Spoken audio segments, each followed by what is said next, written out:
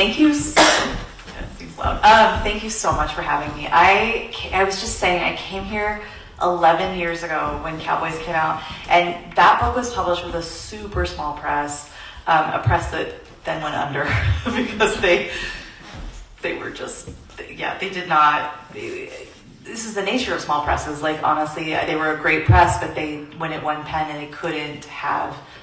They just couldn't print more. And I remember coming to Elk River and just feeling like not that many bookstores had me because I didn't have that many books. And like, I feel like this was a really special stop that I made 11 years ago. So to come back just means a lot to me. It just means a lot to me. So I thought I would kind of do this tonight in a little bit of a loose way, in that I would read very short, like for like 5 minutes or so, not a huge long reading. And then just talk a little bit about the book, because I imagine many of you have not read it. And I do think it's a weird book about the American West. I mean, the title alone, How to Commit a Postcolonial Murder, is not, doesn't scream Wyoming. So I just thought I'd talk a little bit about the book, and then Yetta and I maybe will have some questions, or we can open it up to questions. Because I definitely struggled through writing a novel. Some of you who know it's been 12 years between books. I wasn't a natural novelist. It was hard for me to figure out what I was doing. So because I'm in Montana, I thought I would read a section that my editor absolutely hated. And every revision I did of this book, she would ask me to take it out, and every revision I said no.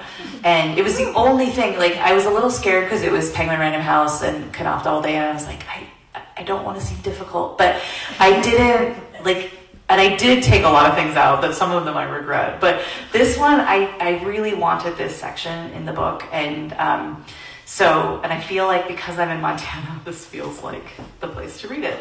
So this section is called Cast in the American West, A Brief Departure.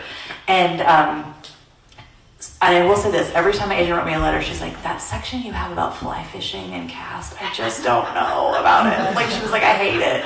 And I literally rewrote it probably more than any section of the book, I rewrote this section, because she was just like, I don't get it. You're talking about fly fishing, you're talking about Indian cast. And I'm like, to me it makes sense. And I stand by it, so I'm going to read it tonight, even though it's a short section. But again, like I just want to set it up because now I'm feeling defensive, and I'm not trying to be defensive. But I do think there's a lot of crazy things about when I met my husband on Tinder, which is, I love to put that little factoid out there. And any woman who's been on Tinder, and I imagine in Montana in particular, there are a lot of men with fish on the old Tinder, and a lot of men with fish, and or other animals of other sorts. And I mean, I'm from Wyoming. If I'm gonna date, an elk hunter would be quite nice, actually. I'm not opposed, but it's so interesting to me that fly fishing, or just fishing, has become this thing that definitely when I go to Jackson, and it seems like to me a richer person's thing. But then there are a lot of people that are very normal about fly fishing, and it is not a rich thing. But obviously Indian cast is a little different. But there are some. Well, you'll see. I connected them, so we'll go with it. I'm cast in all the ways. So this section it's a very short section. I'll just read for a couple minutes, but it's called Cast in the American West, A Brief Departure. So the only thing I think you need to know about this book is it's set in 1986. It starts in January, goes to December. It's narrated by Georgie, who's 12. Her sister Agatha Krishna is 14. 13 when the book's, she's 13, turns 14 within the year. They live in an extended family situation. So they live with their parents. Their father is white, their mother is Indian. And then their uncle and aunt and cousin have come to live with them. Slight trigger warning, the uncle has been abusing them, which is why they kill him in the course of the book. Yeah, they take revenge. So he's not dead yet in this section of the book, but so their uncle is there, their cousin Narayan is there, their dad, their mom. I don't think there's anybody else that you need to, I don't think there's anyone else you need to know at this point, but this is midway in the book. So caste in the American West, a brief departure. Vinny Uncle liked to fish. He also liked to cheat. Appa liked to fish too. It was the one thing we did alone with him. He would take us out to the North Platte and walk us through the tedium of the activity. We caught very little, but Appa would tell us stories about the rocks around the riverbank. He taught us how to skip stones. He would pick sago lilies and tell us how Mormons ate them when they were starving on the trail west. He would tie dry flies and teach us how to angle. If we caught rainbow trout or brown trout, we'd take the whole fish home to Amma. She especially loved the fish heads.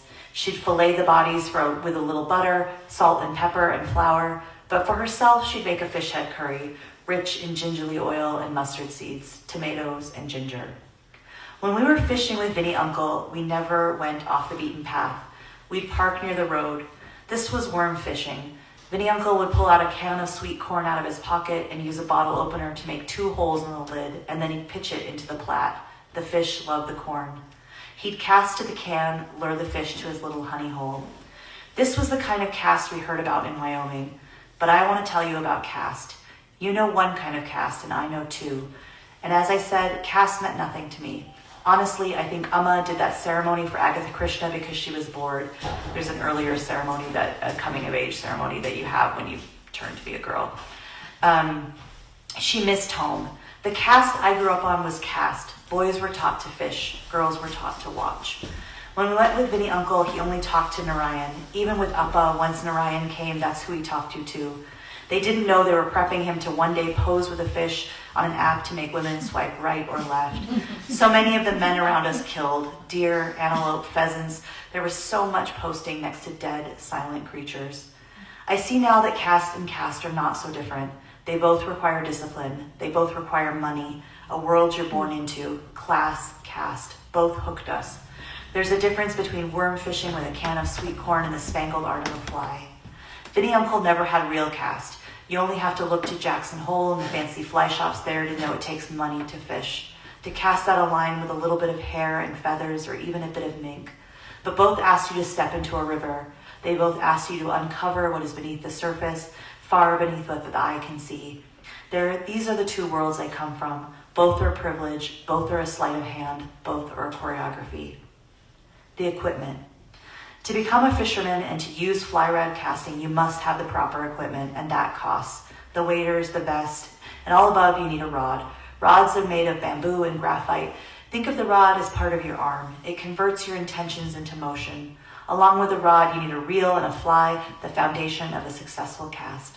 The fly itself is really an imitation, a decoy to entice the fish to your line. You are born. Your skin will either be fair or lovely or dusky or dark. You cannot do much about that. You need nothing else. You cannot mimic another caste, your name, your face, your job. It's designed to you. To fish, you must be secure in your footing. Move into a part of water where your footing is nice and steady and stand with your shoulders and hip in lines with your target zone. When angling in swift water, you have to be especially conscious of your body and foot placement. It can be very easy to slip if you're not careful. It's very easy to misstep. You must position yourself feet planted wide. Your shoes you will take off when you enter a house. But you must not lose your footing. You walk with the step of the righteous. Ignore others who might be on the street, anyone who eats meat. It wasn't born with all that you were born with.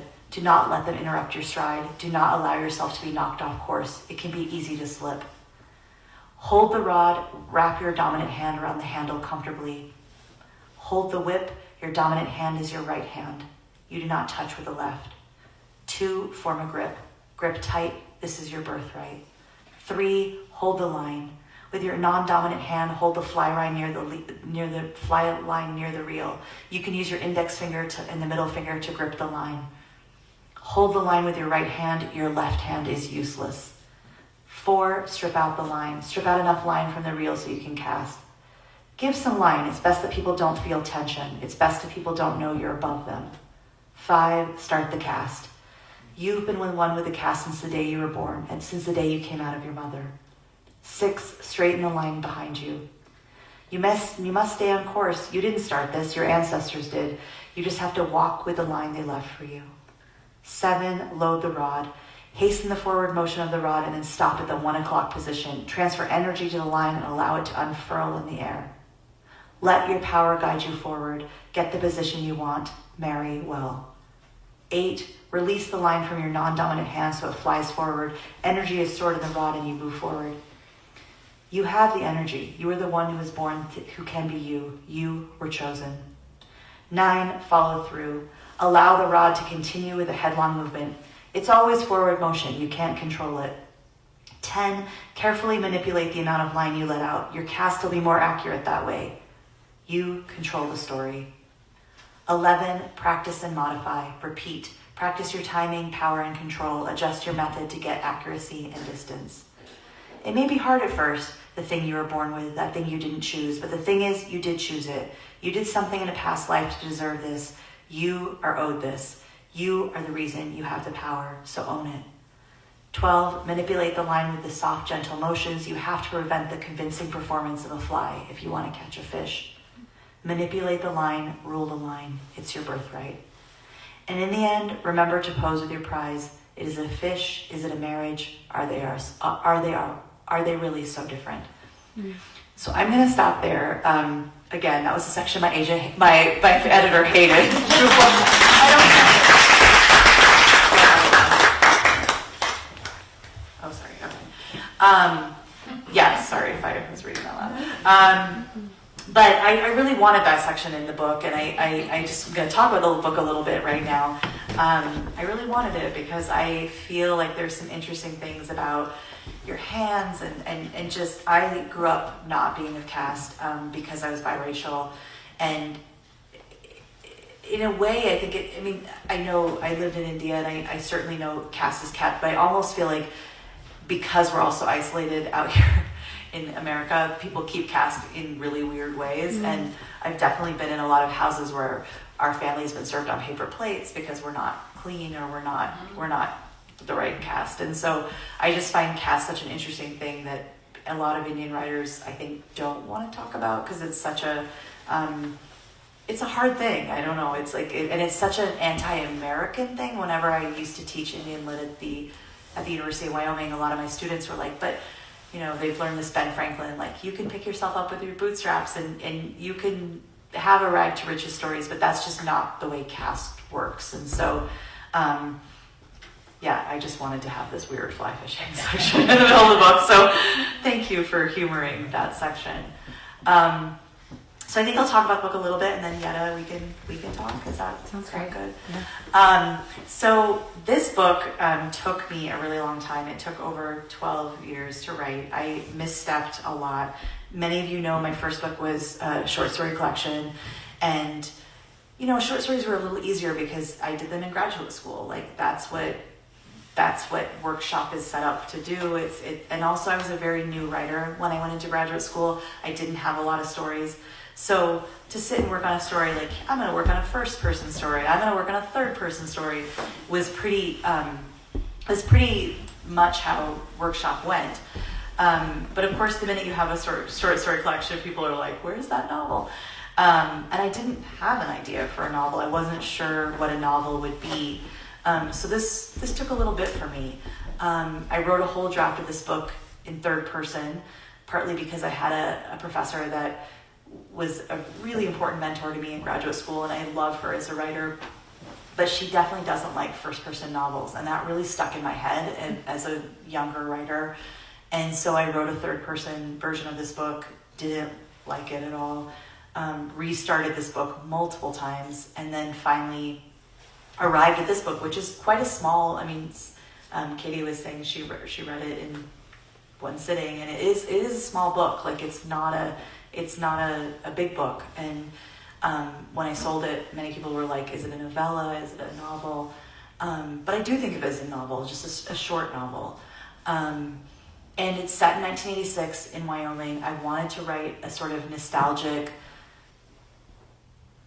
book about the 80s. I mean, I don't know. I mean, I look back and I didn't think the 80s were that great, but 1986 was a weird year that started with the Challenger explosion, which for many people of Gen X generation, that was the first disaster we ever saw on TV in real time, because it was the teacher in space. Unfortunately, they wheeled in those TVs into the classroom and then wheeled them right back out when the disaster happened. It was scary. And I remember my parents talking about Kennedy being shot, and I remember my mom talking about that and being very traumatized by that, and I just didn't understand that, I think, until the Challenger happened. And don't get me wrong, like 9/11 was equally very rough, but I was older with 9/11, and I think, but the Challenger felt different, and space felt different. I mean, last week I was really dorky. I was like crying when Artemis landed last week. I was absolutely weeping, and I have a 4 and a 6-year-old, and I was trying to make them watch, and I feel like they just didn't. Yeah, they were kind of bored, and I felt really bad, because I was like, no, but it's amazing, and I was so emotional, and I was like, is this a Challenger? What is this? But January started with the Challenger. February had Halley's Comet, I never know how to say it, and that comet was very big.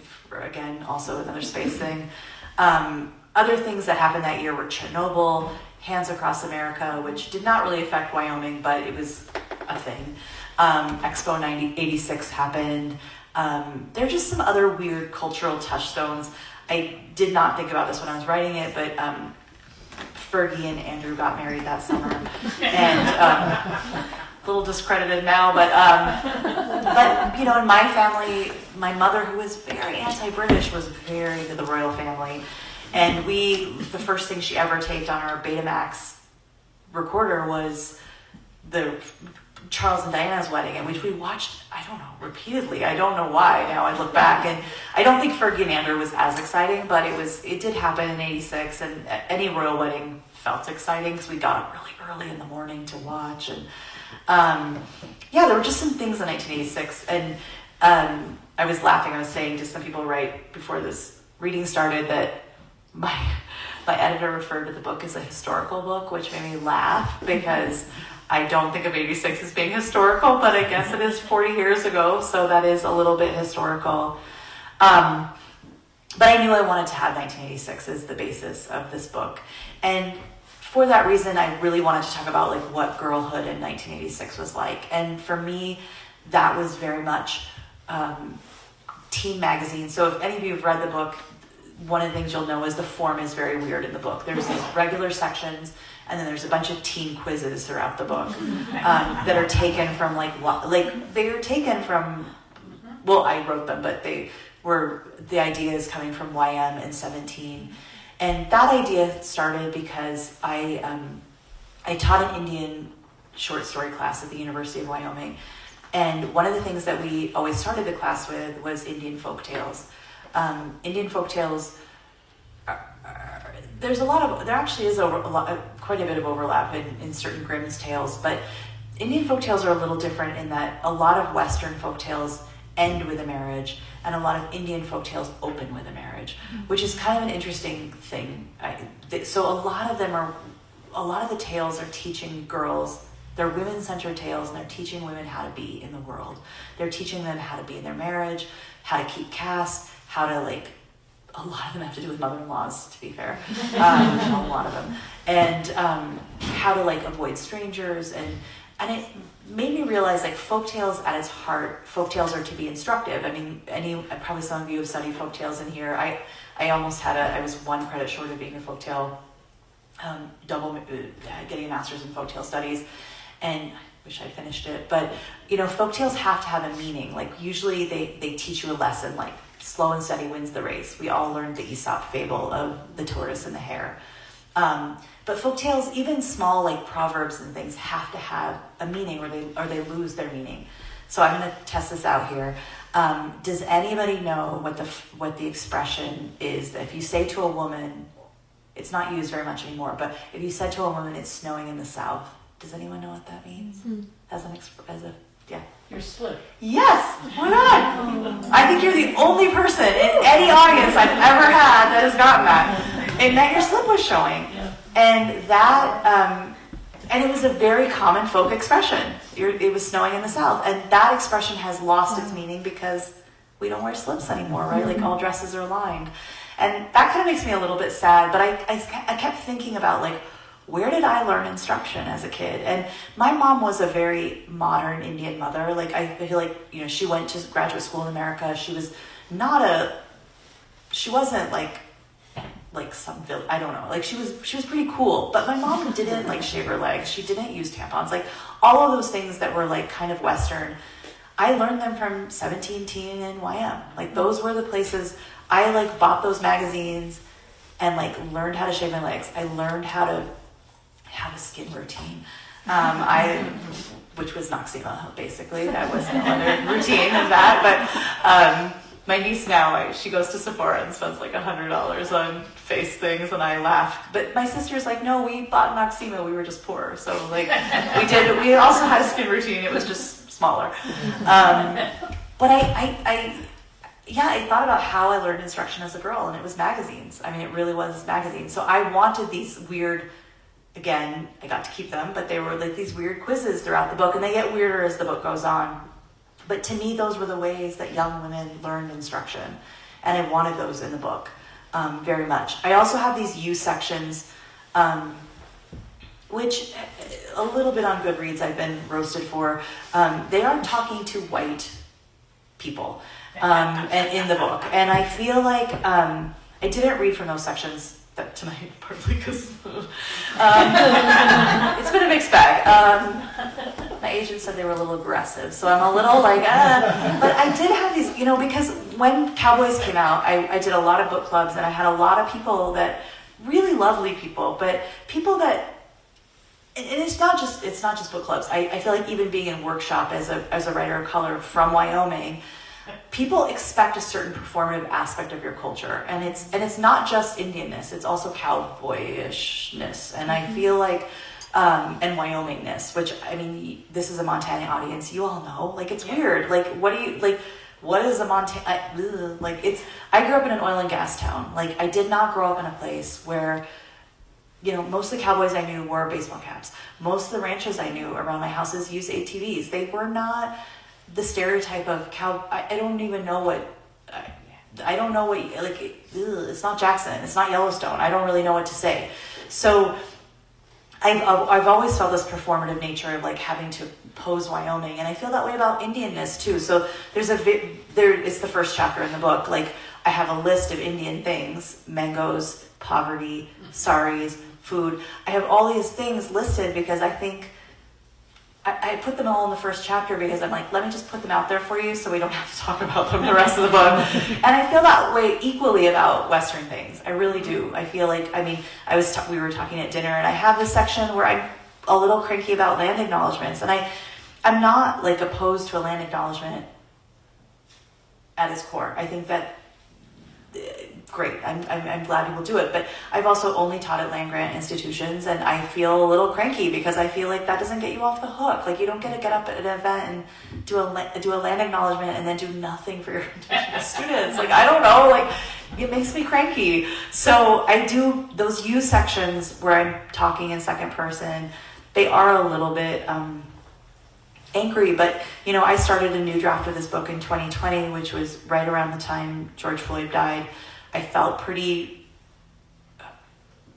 I mean, living in Laramie, I felt pretty useless. I also don't love going to protests. I feel like I'm often the only brown person there, and that makes me feel a little awkward. And so I just realized, like, if this book was going to be anything, my art was going to be my activism. Like the book was going to be, I guess, speaking for me in some ways, because in real life I just feel a little awkward to, you know, it's just hard if someone says something to you, you're like, I don't know. So this is all a little bit of background of the book. Like, I feel like it was just a lot of, just thinking about my growing up in Wyoming in a different way than cowboys, like, where I think maybe I was a little angrier, and I don't, and And I love growing up there. I loved being there. I was there up until 3 years ago. But it is also like a hard place to never see a reflection of yourself, like out and about. And I really, that's just the truth of it, you know? So yeah, I guess that's the sort of the background of the book. I don't know, Yetta, do you want to I don't know where, I keep talking or we can move or I'll start us off with a question, but any questions that you all have, would love to pose them.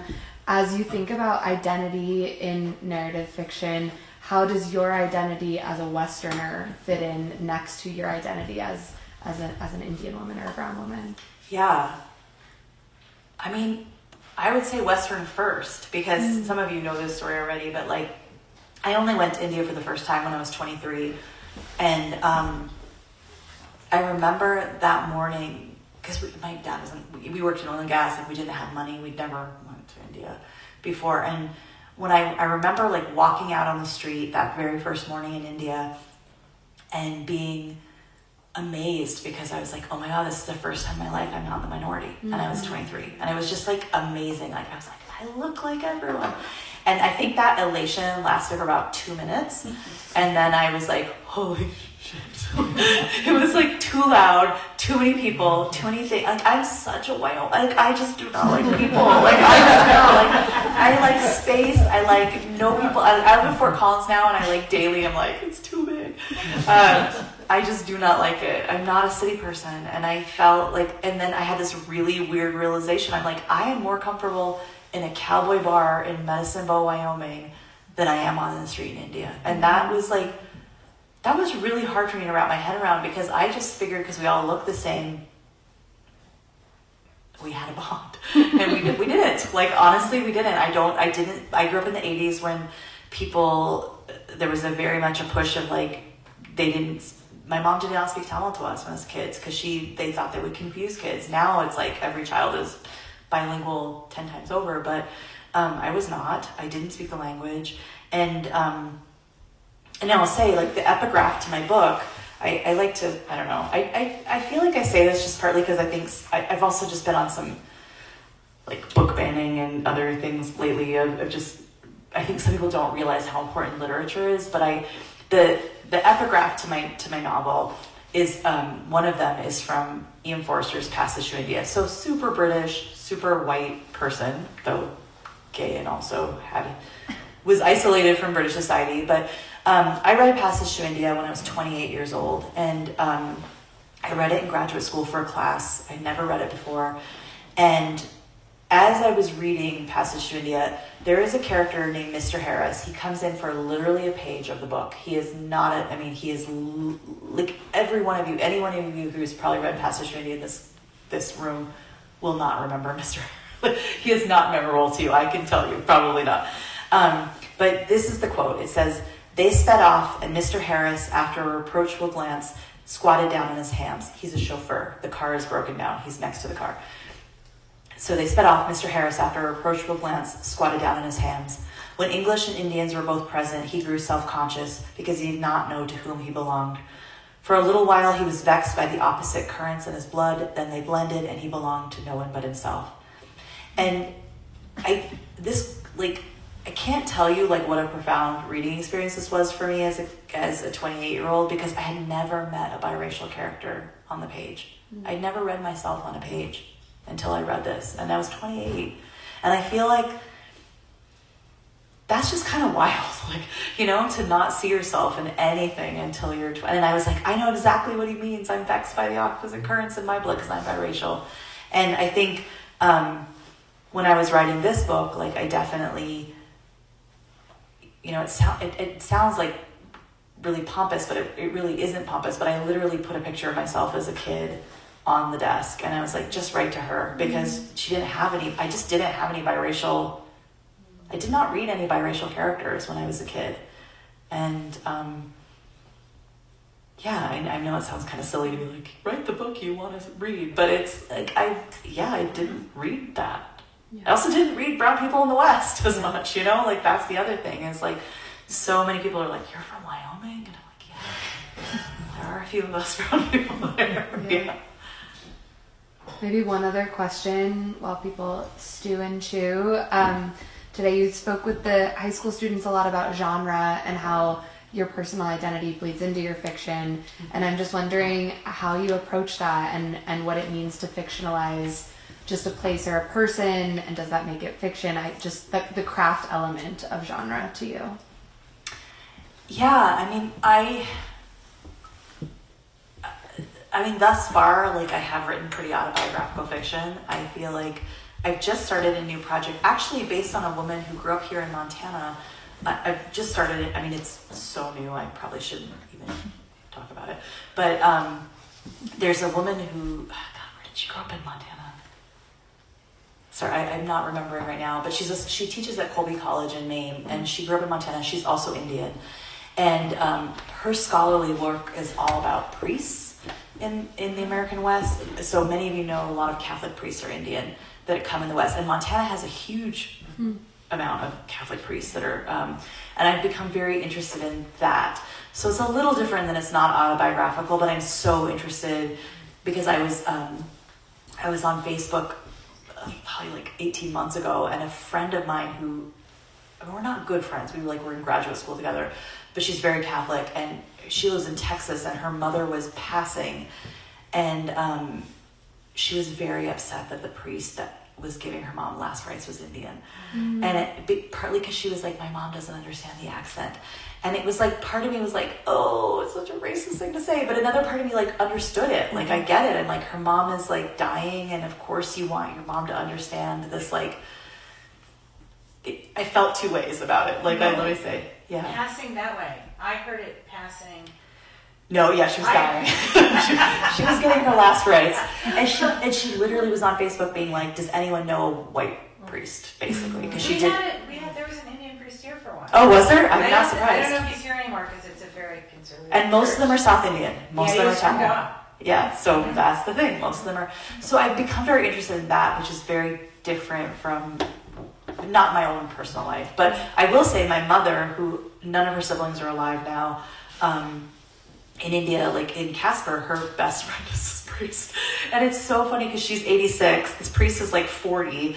But he comes over and like they watch Bollywood movies together and they cook, and they are like besties, which I don't really get at all, but because we're not even Catholic, but I'm like, hey, okay. They are best friends, and I just am very interested in their relationship. So sorry, this is not totally answering your question, but I'm just saying, like, I guess everything I've written right now has been pretty autobiographical.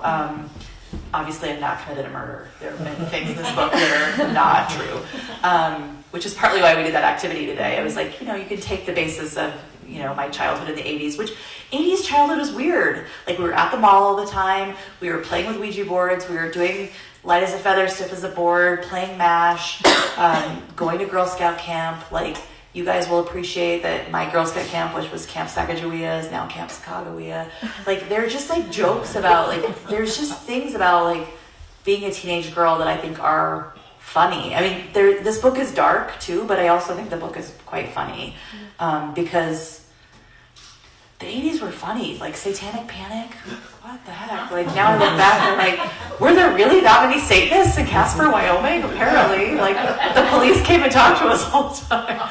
I remember we used to go to the mall, and do you remember when those like puffy shirts, those like iron-on shirts were really popular? And I mean, we all had, like, my name is Nina, which is not that weird, but it wasn't on anything. So I was super excited to get like a shirt with Nina on it. And I remember then people were like, you're going to get kidnapped and die. And it's like, no, I don't think I will, but the 80s were weird. There was a lot of fear. Yeah. Other question? Yeah, Elise, go ahead. Yeah. Just going off kind of what Yetta was saying and what you were saying about writing autobiographical fiction, how do you relate that? I think you said you were working on an essay. Yes, I have an essay collection coming out Do you next have year. anything to say about the difference in those two writing? I don't love essays, to be honest. I don't like the fact checking. It's funny because my very first essay I ever published was in the New York Times, and it was literally about 4-H. It was the most benign essay. I can't even tell you how benign that essay was. And I remember there were 18 things they fact checked. And one of the ones that we got down to the wire on was that I said that Laura Ingalls had a doll made out of a flour sack, and they were like, we just can't find that in a book. And I was like, I just didn't have time to read all the, this was, I just didn't have time to reread all the books. So I was like, I thought it was, but okay. And I don't really love essays, but I will say when High Country News approached me and they were trying to become a little more diverse in their voices about the West, and the editor was like, we really love you, if you wrote something. And I wasn't a big nonfiction person, but one of the things I wanted to, I will say when she first approached me, one of the things we talked about was like, I want you to talk about this intersection of race in the American West. And I thought, okay. But then I thought, why is it that all of us who are brown are always supposed to write about our trauma? Like, right? Like, I don't know. Like, yeah, I could write you a million essays about various things or not a million, but I could write you several essays about crappy things that have happened to me. But I was like, I just want to write about my garden and my kids and like about my dog. And like, can I just do that even though I'm brown? Like, can we just not make it like that? And I love her because she was like, yeah, you write whatever you want. And eventually I feel like I do have the control to write what I wanted, but I do feel a little bit with nonfiction. Sometimes people want you to write a certain narrative of this place. And I feel like that,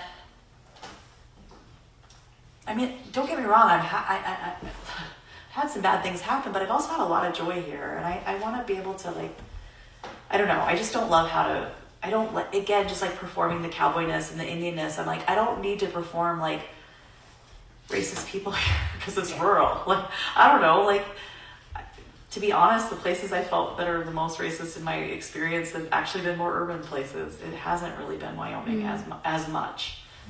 So I don't know. I'm still figuring out how much I like nonfiction. I don't know. I'm just spitballing here, but Yeah, spitball. for me, I think the thing we're all up against here right now, especially here in Livingston, is gentrification and money. Yeah. Oh yeah. I mean, even I coming in yesterday was like, what the hell are those? I know. I was like, what? Oh, listen. I mean, I spent 25 years building a garden and putting solar panels on my house, and none of it matters. They're flying private jets over the top of my solar panels to land up on Harvard's Flats. So, I think that's the next. This is not a question. No, but it is like a weird, like, no, but I'm sorry to do the, this is a comment, not a question. no, but I think it is a comment. I mean, I will say coming in yesterday, like, I haven't, like, Bozeman, Red Lodge, like all those, when I was growing up, it's not that far from Casper. Right. So it was not considered a fancy, it was never considered a fancy place. To be honest, I don't think of Montana as like, when I was a kid, it just didn't seem fancy. No. Like going to Billings was kind of fancy because you could go to a mall, I guess. I don't know, like it didn't seem fancy. And like in the last little while watching just from afar, I'm like, oh my God, like it's gotten so fancy. And don't get me wrong, like Jackson was always fancy to me, so I feel like that didn't, but it's so fancy now. Like I can't go to Jackson unless someone's like paying for it. Like I'm just like, we can't vacation there. It's too expensive. And I think, I mean, class is like the last thing I think writers don't really want to talk about. Mm-hmm. I mean, even for me, it's tricky. I don't know. Like, I feel like, I mean, most of Wyoming isn't rich except for Jackson. Mm-hmm. Maybe parts of Sherrod. I don't know. What else is fancy? But it is interesting, like, coming up here and just seeing, like, how, again, I was just saying to everyone, I have a friend who just got a job at Montana State, and the only hesitation he had about taking the job was housing. Like, it was just, he was like, I'm a single gay man. Like, what am I going to do, like, with housing? And I thought, yeah, Yeah, the answer used to be move up here, but not anymore. I know. It's too expensive. And it's just like, I don't know what the right answer is. I feel like it's so hard. There is no answer because, like, there are certain things about, but like what makes me sad about my hometown is like it's just become very strip mall-y.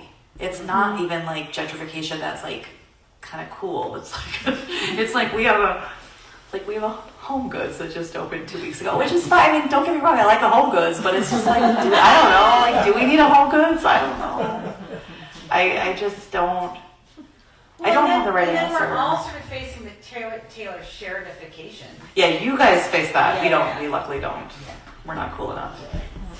Which is interesting because I've actually never watched Yellowstone. I don't know, like, if it just like fell off my radar or how. Maybe I just don't watch that much. I have 2 toddlers, so I never watched it. But I feel like it is so interesting. I was laughing yesterday when I was in the airport because the flight to Bozeman, there were just some people that had really big hats and like they had a lot of stuff going on, and I was like, okay, like I mean, maybe that's Western. I see that also with people going to Aspen, and like there are aspects of that, and it's so interesting. That's what the Western shtick is, and I think, okay. But those of us who've grown up in more, I don't know, like I think about this a lot with India as well, because Vikram Chandra has this.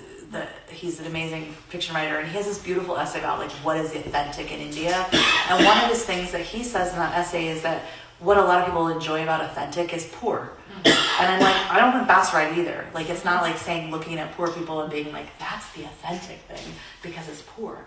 I don't think that's it either. So I don't know what the right answer is. I mean, maybe all of it's authentic to this place, but I think, but yeah, I don't know what.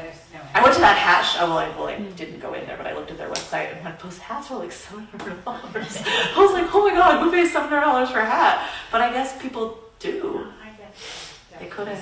We'll have a chat at breakfast. Oh. Yeah. So I love that you advocated for the part of the book that you read to us. Yeah.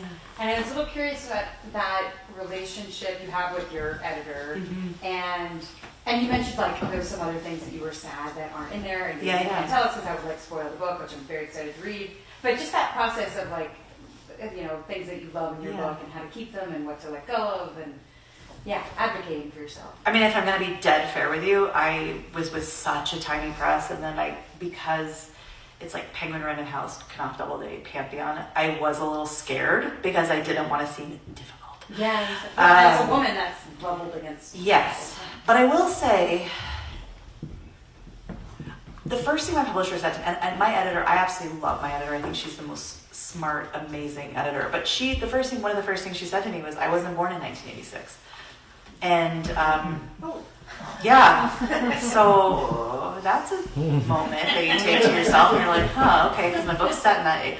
And she was, in some ways it was really helpful. Like, I have a section, some of you might remember, but Song of the South was reissued in 1986.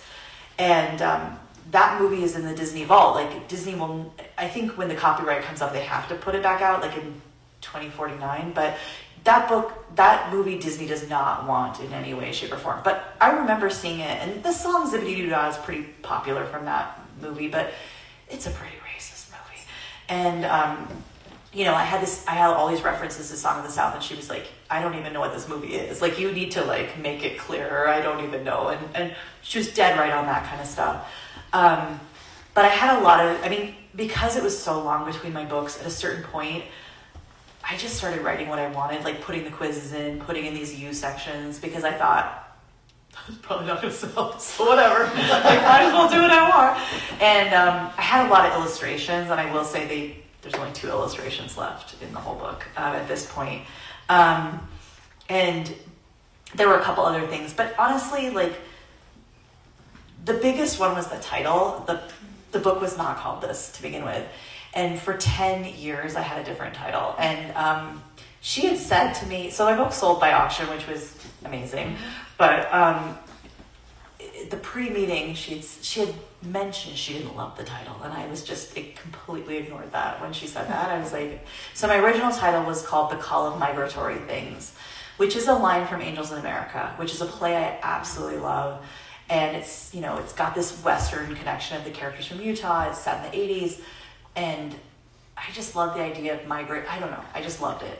And she said it in the interview, and then I just ignored it. And then when she wrote me my editorial letter, she had a pretty long explanation of why she did not like that title.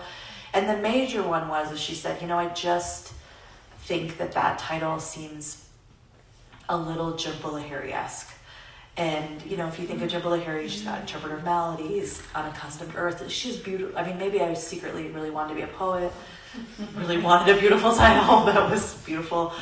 And she said, I just think it kind of reckons to a kind of, or it harkens to a kind of immigration novel that we've heard before. And she's like, I just don't think your book is that. She's like, your book is weird. And she kept using the word cheeky. She's like, your book's a bit cheeky. And it took me a minute because it just had been my title for so long. Like, the epigraph was from Angels in America. That was what I wanted. And so then we changed the title to We Blame the British. And that was the title for 2 months. And I liked that title. I thought it was kind of good. I was like, okay. Because the girls say it a lot in the book. They're like, we blame the British, we blame the British. And then I sold my book in Britain. And they did not like it. They were like, no. They were like, absolutely not. They were like, I just can't. My agent in the UK was like, I cannot sell this book with that title. And so it was a little stressful. I didn't really know what to say. And then we went back to the drawing board, and I kept, again, putting these lyrical, beautiful titles that I thought were pretty. And then ultimately, you know, the book, there's a lot of nods to Agatha Christie in the book. My character's name is Agatha Krishna. So Agatha Krishna is one of the main characters, and there's like a blueprint that starts out the book and a cast of characters. It's a very Agatha Christie, sorry, I keep mixing them up now. Agatha Christie-esque thing, and I love Agatha Christie. I mean, I read her books, still read her books when I want comfort, and a lot of her books, you know, they're so tightly plotted. They're so good, and I thought, you know, her titles are kind of boring, actually. Like The Murder on the Orient Express, you've got like Murder of Roger Ackroyd. Like, they're just kind of not, like, maybe I just say how to commit a post-colonial murder. And so the title kind of came out of that. But it did take me a hot minute to get there. Like, I was very wedded to that old title for a long time. So, well, if it makes you feel any better, I didn't know much about what was happening tonight. But you picked it up because of the title. I know. And the art too. It's really rad. It is, and you know, to be honest, like, I also, when they sent the art, I was like I was saying to Yetta today, when they sent it, they sent it really early, and I wasn't sure, because the murder weapon, I mean, it's antifreeze, spoiler, the murder weapon's on there, and I just thought, is that a little on the nose? And one of the things that they said was that for debut novels, they like a cover to tell a story, and so they were like, it tells a story. To be fair, I didn't have an idea. Though I was just saying to Yetta also, the book's sold in Germany, and I just saw the German title. I shouldn't say this online, but it's being on YouTube. But I just saw the German cover, and it's very confusing. There's some legs that are on fire in it, and I don't understand it at all. But I'm like, but the German publisher was like, it will sell in Germany. So I was like, okay. I'm like, you know what? I'm actually not a marketing person, so go forth. But it is funny because the one of the funniest pieces of press the book has had is, my book was, some of you might have seen it, it was on the Today Show with Julia Quinn, who's the author of Bridgerton. And she got to pick 4 books that she wanted, and she picked like Hail Mary, like she picked all big books, and then she picked my book, which was hilarious. And I get this like call from my publicist the day before, she's like, Julia Quinn is going to be on the Today Show talking about your book. And I thought, oh, okay. But she said the reason she picked it up was the title. She's like, I just wanted to know what a post-colonial murder was. And I thought, damn it, you were right. Yes, you were correct. Like, they were correct in the marketing, and I was wrong. So probably if it was the Call of Migratory Things, she wouldn't have picked it up. So fair enough. Like, I will give it to Julia Quinn. Yeah. So I told you before I read your book cover to cover in one sitting. And it was excellent, but I do wonder, did you ever feel any kind of like ostracization being someone of a different culture coming into a Wyoming school, and like how did that feel? Because I'm sure that that's prevalent with a lot of people in our state and other surrounding states. I will say, because it's what I always knew, I didn't think of it as that different until I got to high school. I feel like there was like, you know, it's like you grew up with what you grew up with. I also went to Catholic school in Wyoming, so I already went to a smaller school up until junior high. So I didn't really feel, even though I wasn't Catholic, I'd say, but my dad's Irish, so he was like, you must go. So I didn't feel hugely, it was what I knew, right? Like, it was what I knew. But I think when I got to high school, and I do have this in the book, my high school nickname at Medina County High School, which is not a small high school. I went to, it's Casper, which is there are 1,500 people in our school. So it wasn't a tiny school. But my high school nickname was Mino because I'm the only minorities in our school. And I feel like I look back and I like took that nickname and I was like, great. Cause you know, as a high, like you just want a nickname, right? Like you're like, it's great. And then as time went on, I was like, I hate this nickname, but I don't know how to stop this nickname. And, you know, ultimately it just petered out. But not at my 10th, but my 20th high school reunion, I had 3 different people that came up to me that were like, I'm really sorry we called you Mino in high school. And I was like, great, thank you. Like, I don't know what to say. Like, yeah, it sucked. It was not a good nickname. But, you know, I think when you're in high school, I mean, whether you're a different race or sexuality or anything, like, you're just trying to fit in as a teenager. So I just was trying my best to do all of that. But honestly, it wasn't until I really left Wyoming. Like, there are times like I'm in New York now and I'm like in a subway car and I'm like, I'm not the only brown person. Like, it's just so, yeah, there are moments where I'm like, oh, that's kind of nice.